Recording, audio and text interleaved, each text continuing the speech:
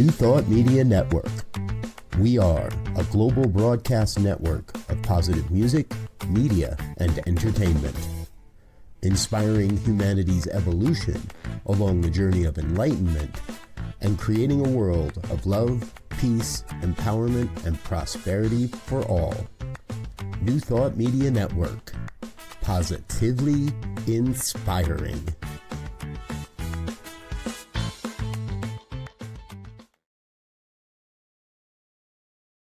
Please help us say thank you to all of our organizational sponsors, including the Hefferland Foundation, Affiliated New Thought Network, International New Thought Alliance, Science of Mind Archives and Library Foundation, Center for Spiritual Living Denver, Center for Spiritual Living Midtown, New Thought Philadelphia, Center for Spiritual Living United Life, Sunshine Cathedral, Planned Happiness Institute, Summit Center for Spiritual Living, One Heart Retreats, Universal Joy Center, Unity Kitchener, Unity Spiritual Center Ottawa, Home Center for Spiritual Living, Satya Center, Begin Within Ministries, Center for Spiritual Living North Jersey,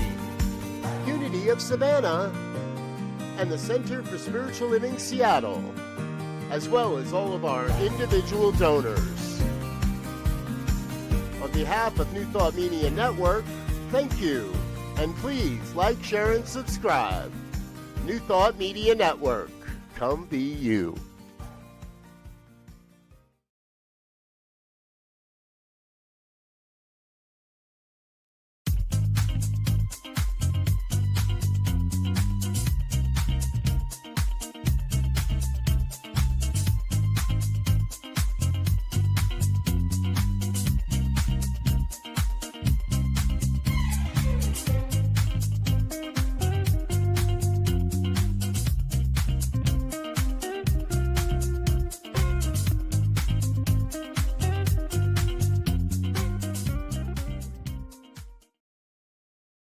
Hey everybody, Tracy Brown here, and welcome to this week's episode of The Inclusive Church with me, your host, Tracy Brown.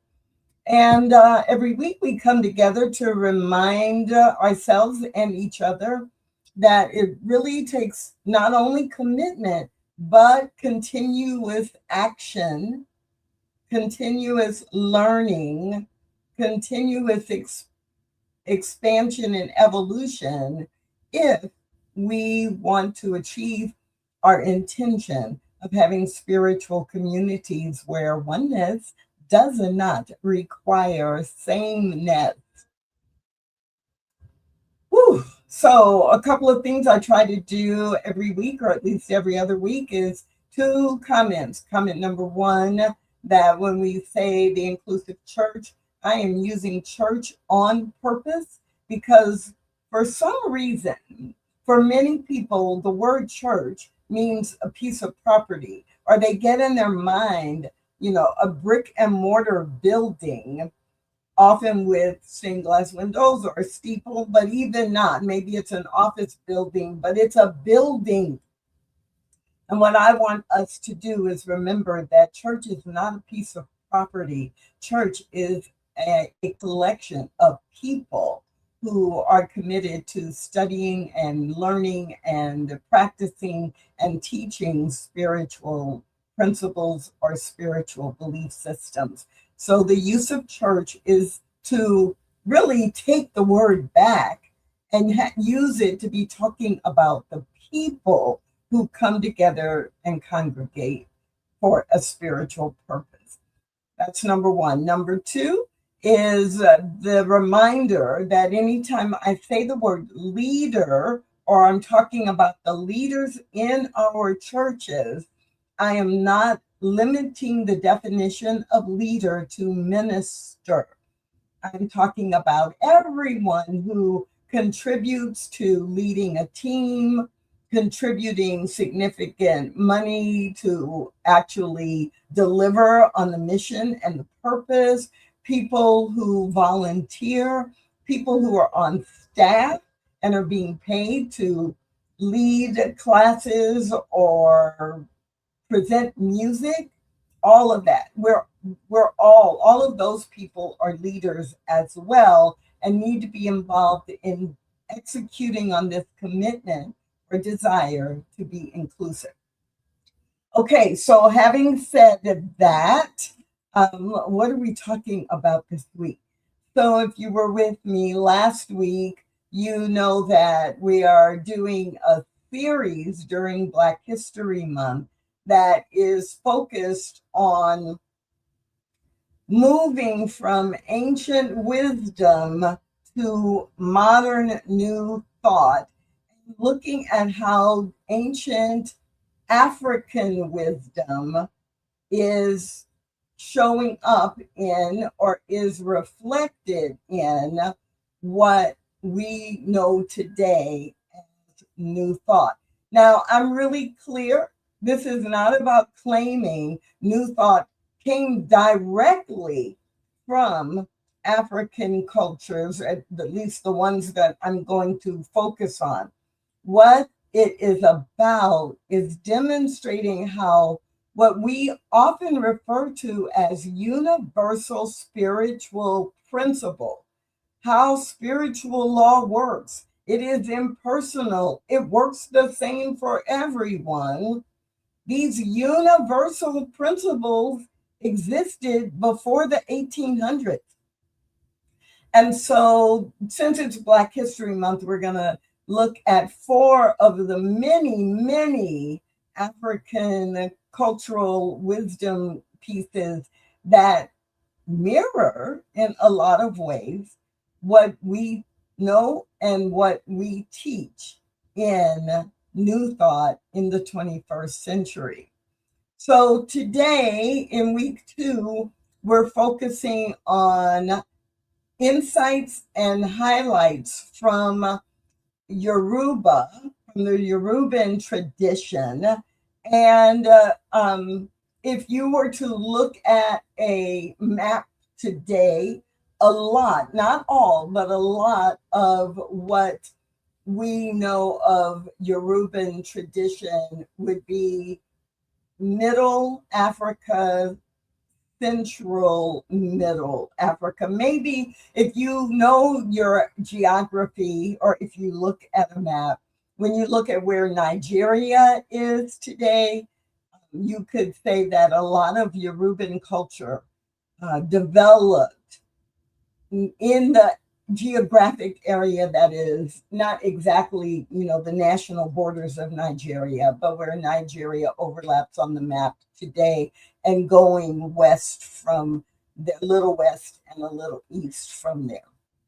For those of you who want a kind of geo-cultural lens, but Yoruban culture has, like many others, this really fabulous focus on the inner divinity, the inner authority that comes because there is a oneness with the higher power that has created you.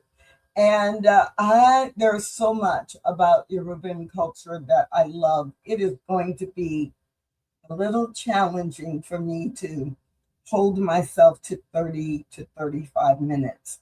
So pray for me, because I could do this for like 2 hours and I won't. So I want to just give you some highlights. So in Yoruban culture, in the religion or the spiritual foundation of Yoruba, this idea of inner divinity is key. It is core.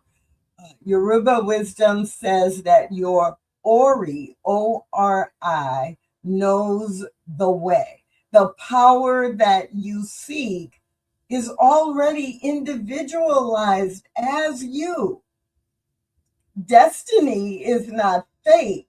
Destiny is being in alignment with the spiritual truth that already exists your personal destiny and the destiny of the collective. Um, Another overlap is Yoruba teaches your inner authority matters more than external approval. You get your guidance from within, and that it is your choice to activate or not activate your spiritual power.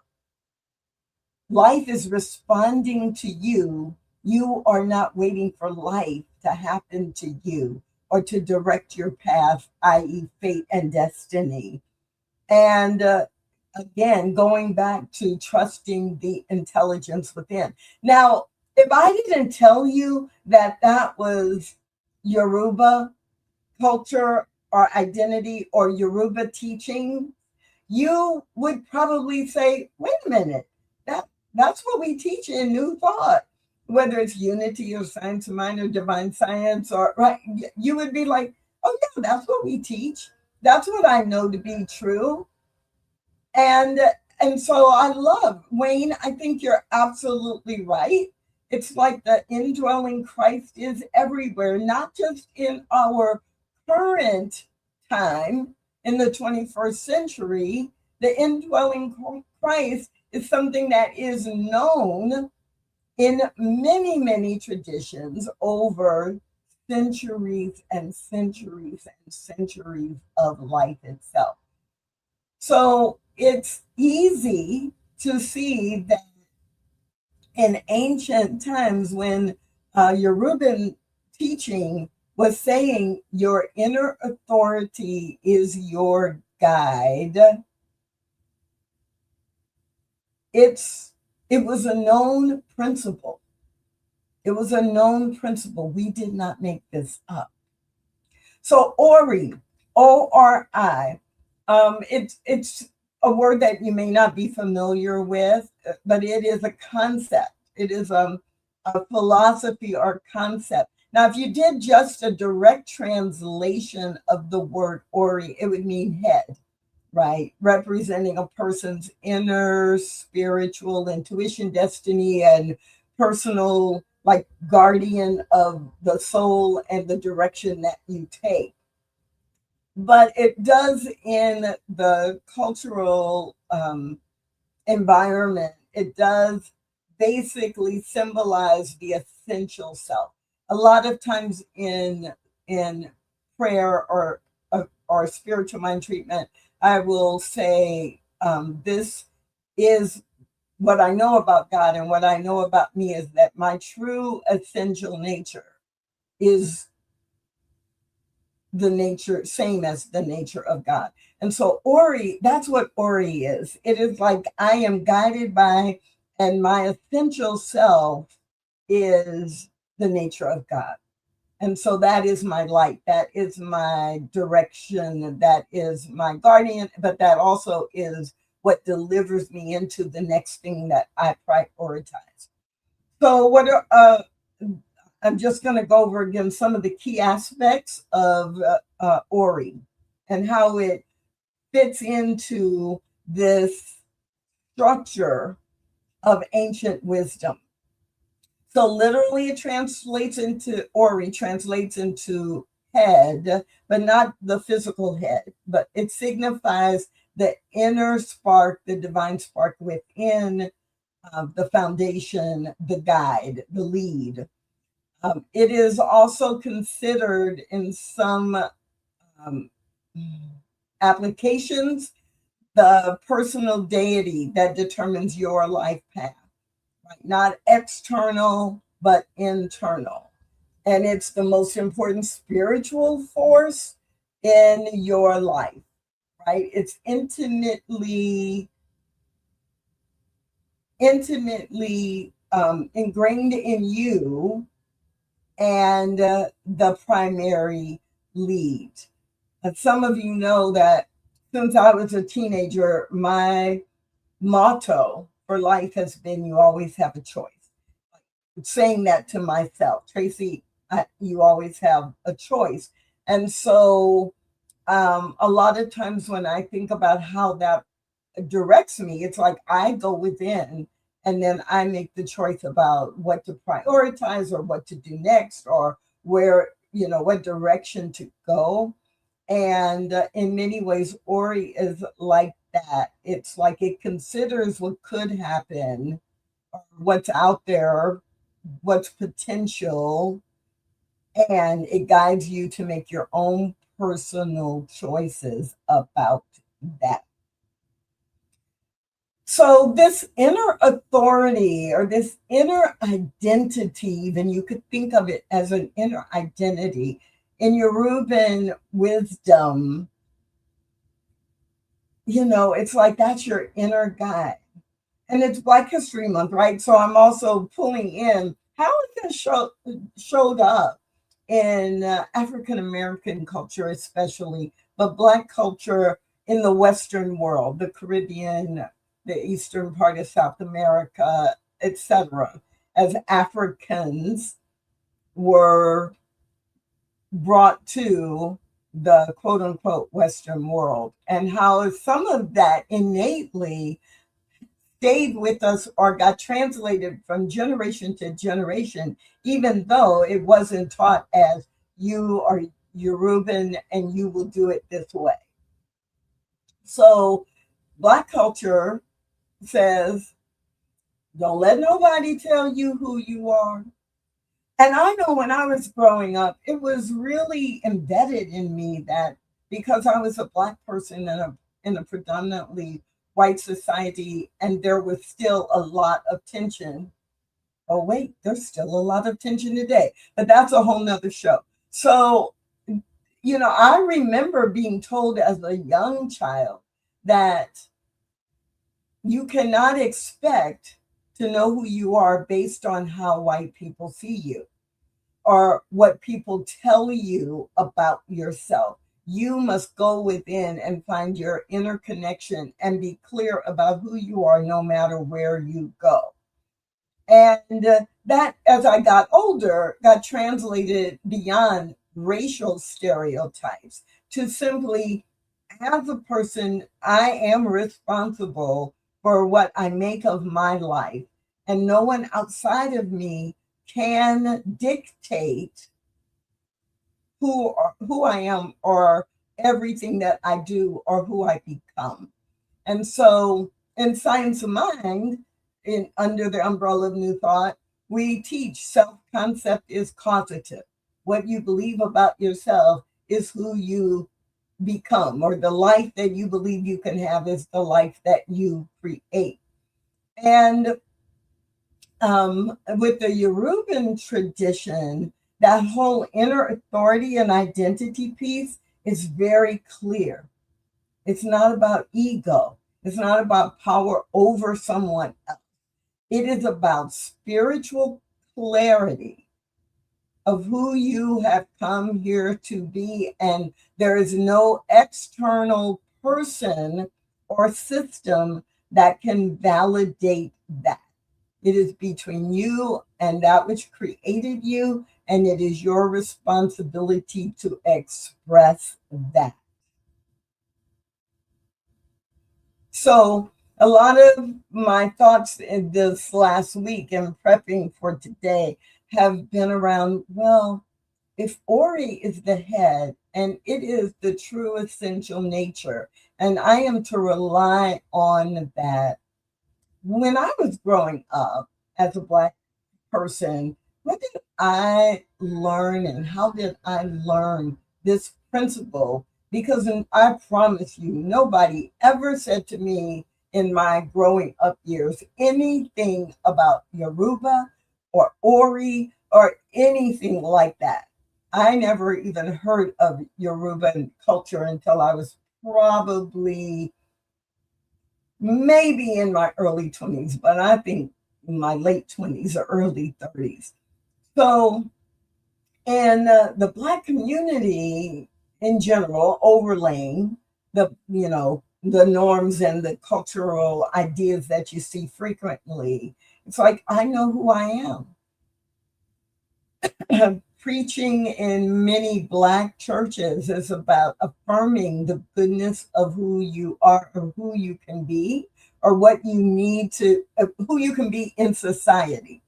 Not the theology part, but the affirmation of, as a Black person, you have value. And if you are centering your life around the example set by Jesus, you are going to find your way through whatever is going on in society. And so this whole idea of don't let nobody tell you who you are. And even for me, one of, if you want to quote Tracy Brown, one of my favorite quotes is, I don't have to know who you are to be who I am. I don't have to know who you are to be who I am, because you are not going to define me. And it's not your job to define me. It's not my job to let you define me.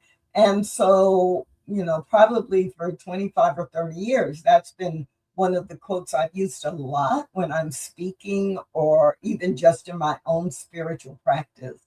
I don't have to know who you are to be who I am.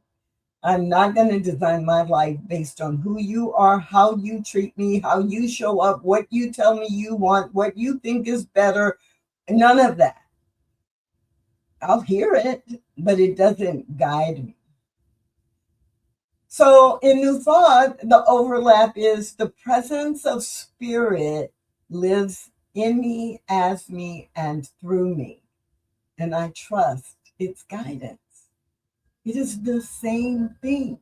There is an inner knowing. There is an inner authority that is always right here, ready to express as you.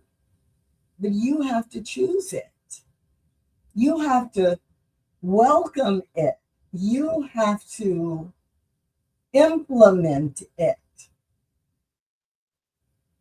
And so in New Thought, we teach it's my self concept that determines my experience, what I believe I can achieve. Where my attention goes, where my attention flows, that's where my life goes, right? It's this self concept, what I believe about myself ultimately creates my life. In New Thought, we teach you have to choose, right? And so I accept my power to choose, and I choose consciously, or I choose consistently. I remind myself over and over, this is what I choose. And the universe pushes in and delivers that which I am choosing to have or to be. And from an African American perspective, I might hear someone say, I'm standing in my truth today. I am standing in my truth today. All of this is a direct overlay, a mirror of what was being taught in an ancient African culture and in an ancient time that could not even imagine what we would be doing in the 21st century, thousands of years later. In New Thought, we teach I am the author of my life, and I get to authorize what I want through spiritual understanding. And in the Black community in the 19th, 20th, and 21st century, you might hear people say, I've got the authority to live this life right. I am my own authority to know what is best for me and mine. So this whole idea about claiming inner authority, especially in a world that questions whether or not you are a member of a group that has the authority to claim your own experience, it is so so in alignment with Yoruban culture and Yoruban principles. And so this month, as we continue during Black History Month to look at what was taught and what was practiced in ancient African culture, and look at how that has shown up in the Black experience in the Americas, and how it mirrors what is taught and practiced in New Thought communities globally, right here and now. Today, we have focused on Yoruban culture, the concept of Ori, that this spiritual truth is the head or is the guidance for your life if you follow it. It is an opportunity to simply reflect and to be grateful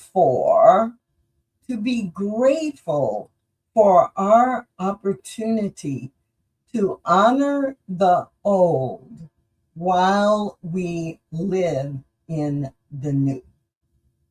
Next week, we'll be taking a look at one of the key and core principles in Akan culture. And in the last week of February, we will look at the concept of Ubuntu and how that showed up in ancient times and how it has woven through the decades and centuries to our current application of it today. But my name is Tracy Brown. I am excited about this series. I hope there's been at least one idea that made you go, ooh, I want to think about that. Or maybe you want to look up Ori or I on the internet and learn more about it, or learn more about Yoruba or Yoruban culture. But in the meantime, just get ready for even more next week.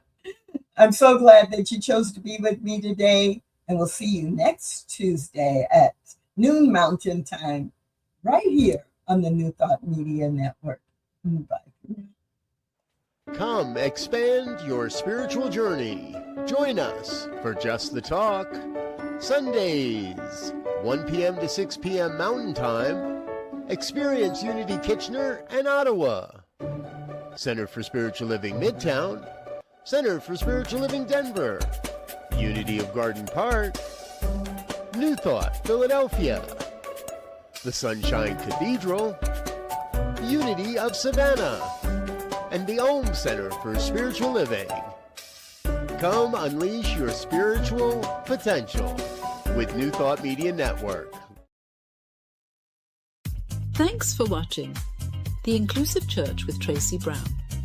Join us again next week at 12 noon Mountain Time.